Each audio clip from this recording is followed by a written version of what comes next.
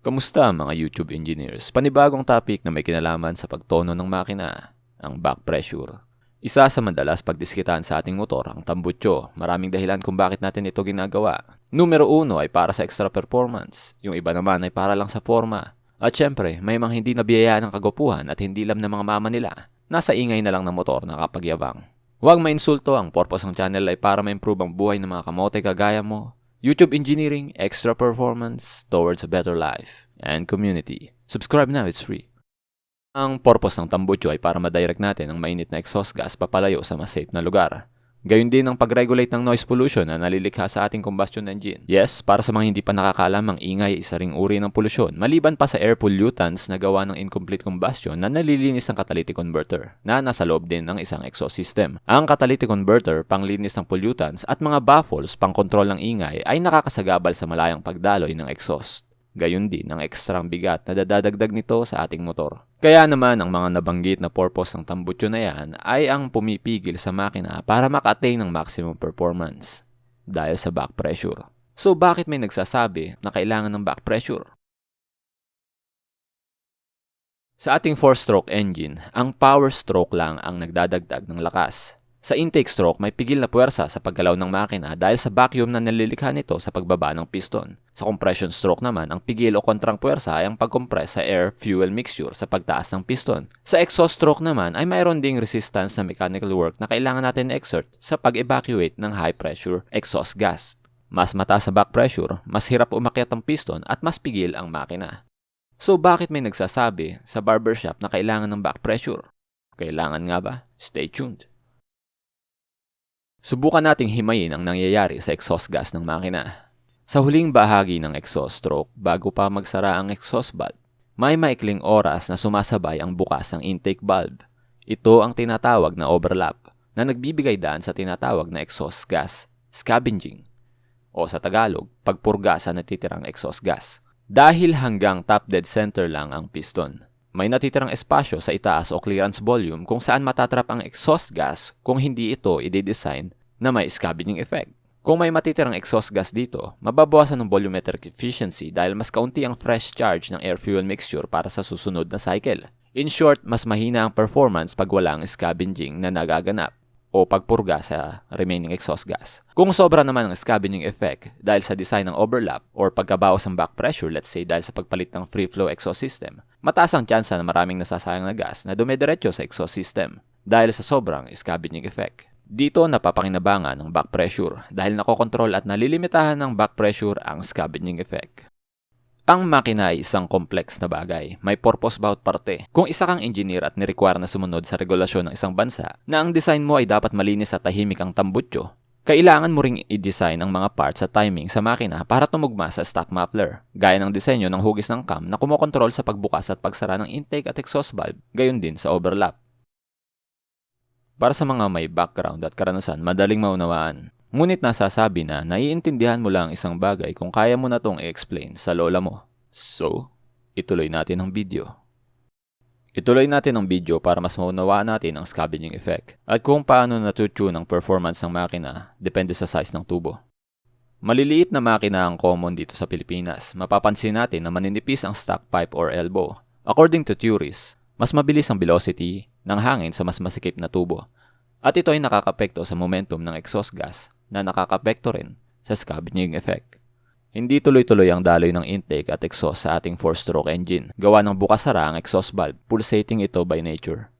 Biglaan at mabilis ang paglabas ng exhaust gas sa exhaust stroke at nagde-develop ito ng momentum sa isang direksyon na nakadepende sa dami at bilis ng dumadaang exhaust. Sa pagsara ng exhaust valve, paunti ng paunti at pahina ng pahina ang tulak sa exhaust gas. Pero hindi agad-agad nahihinto ang mga naunang lumabas dahil sa momentum nito. Tuloy-tuloy ang daloy ng exhaust gas at nakakalikha ito ng hila sa likurang bahagi o low pressure area sa part na walang supply na exhaust, gawa ng sumasarang exhaust valve. Nakakatulong to sa paghigop o scavenging effect ng natitirang exhaust.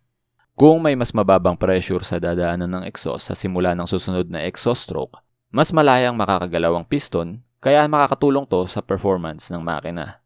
Iyan ang dahilan kung bakit favorable ang design ng manipis at mas mahabang tubo sa low to mid-range RPMs dahil mas matagal ang interval ng cycle sa mas mababang RPMs. Mas napapakinabangan natin ang momentum ng exhaust gas para mabatak ang gas sa exhaust port gawa ng low pressure area. Mas ramdam ang scavenging effect. Pero ibang usapan na pagdating sa higher RPMs dahil mas mabilis nagaganap ang cycle, almost continuous na ang flow. Dahil mas mabilis nagaganap ang cycle, mabilis din napupuno ang tubo dahilan para tumaas ang back pressure dahil sa dami ng exhaust gas sa tambutso na hirap ilabas. Ito ang tinatawag na pumping loss. Mas pigil ang angat ng piston dahil nag-exert o nag-apply ka pa ng effort or mechanical work sa pagpapalabas ng usok imbis na ang puwersa ay dapat napapakinabangan mo sa pagpapaikot ng gulong. Isa sa palatandaan na mataas ang back pressure sa makina mo ay ang vibration sa higher RPMs na parang kaya pa ng makina pero pigil at hirap na. That is back pressure. Na gusto nating ma-eliminate kung gusto natin ng peak performance at higher rev range. And that is by how? Paano? Aside from eliminating the baffles and catalytic converters ng stock pipe, what are the other way? Ilan sa mga paraan ay by using a larger diameter pipe and also by using a shorter pipe. Sa larger diameter pipe, mas maluwag ang daluyan, mababawasan ang friction loss, mababawasan ang back pressure, mas madaling makakalabas ang high volume ng exhaust. Sa paggamit naman ng shorter pipe, mas maikli ang distansya palabas, mas madaling makakalabas ang exhaust gas sa system at hindi na to makakalikha ng back pressure. But this has a drawback or disadvantage. Dahil ang pag-tune ng makina ay may sacrifice. Kung gusto mo palakasin sa taas, kailangan mong magsakripisyo ng torque sa baba. At lower RPMs or kung saan mas kaunti ang bukas ng throttle, mas kaunti ang dumadaan. And in theories, it is said that mas mabagal ang velocity ng dumadaan sa mas maluwag na pipe kumpara sa mas masikip na pipe. Kaya mas mahina din ang momentum ng exhaust gas. Dahilan para mag-drop ang torque ng makina sa street cruising kumpara sa narrower or mas maliit na butas na pipe. Sa shorter pipe naman, since maaga ngang nakakalabas ang exhaust sa system, hindi na natin mapapakinabangan ang momentum ng exhaust gas sa paglikha ng vacuum effect sa exhaust port sa lower or mid-range RPMs. Kaya sa open pipe, kailangan mong bombahan at kailangan mong mag-ingay para hindi malamya ang pakiramdam. May mga pagkakataon na nakakahiya mag-ingay at ayaw mo rin naman yung feeling kang masyadong pasikat, di ba? Kaya di ka makabirit. Hindi mo magamit ang lakas ng motor mo. Overall performance loss. Useless. May huli ka pa. Takaw tingin pa. Lalo na sa LTO. Maraming nagko-complain na nawala daw ang performance ng motor nila nung nagpalit sila ng mas maluwag na pipe. Kesyo humina raw yung batak, sungaw, ampaw, etc. Kung ano nung tawag. Ang lakas ng tunog pero ang bagal ang takbo at nagbabackfire, etc. Kung umabot ka hanggang dito, i-bonus ko na rin para sa iyo. Let me share to you an insight about this backfire.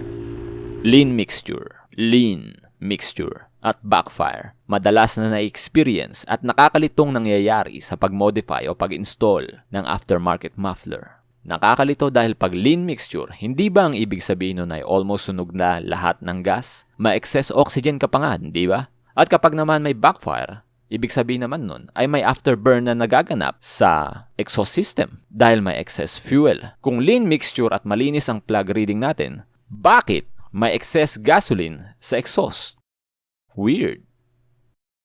Valve overlap, scavenging, pipe diameter, pipe length, magkakakonekta. At pasensya nyo na kung papahabain ko pa ang explanation tungkol dito. Magkakakonekta. This is still about momentum. Pero this time, idamay natin at i-emphasize ang nangyayari sa intake. Tuwing natatapos ang intake stroke, biglaan ang sara ng intake valve na sumasalubong sa pumapasok na fuel-air mixture. Mas dense ang droplets ng gasoline kaysa hangin. Hihinto ang mga nasa harapan pero tuloy-tuloy pa rin ang andar ng mga gasoline droplets. Sapat ang maikling oras para mag-vaporize ang mga ito at the same time nadi-displace ang hangin. Ibig sabihin, ang nakaabang sa intake port na high pressure charge gawa ng biglang sarang intake valve ay rich mixture. Mixture na rich sa gasolina. Dadaan ng power stroke, then exhaust stroke, at pagdating sa overlap bago magsimula ang intake stroke, biglaan ang pasok ng rich fuel mixture. Kung sobra ang oras ng overlap at mabilis ang scavenging, didiretso ang rich mixture sa exhaust at magiging lean mixture naman ang pupuno sa combustion chamber. High temperature excess oxygen at extra gasoline sa exhaust resulting to an afterfire. Sa Pilipinas, ang tawag natin doon, backfire. Boom backfire. And humahaba na ang basics. Marami pang topic na nakakonekta na madadamay kung hindi pa natin wawaksan ng video. Gaya ng frequency ng tunog sa iba't ibang sukat ng pipe at kung paano rin ito nakakaapekto sa tambutso. And since ang topic natin ay tungkol lang sa backfire, tungkol lang sa back pressure, dito lang muna tayo. Hanggang sa muli. Bye. Thanks. Shoutout daw kay Marvin Canaria. Nag-offer siya sa atin ng logo.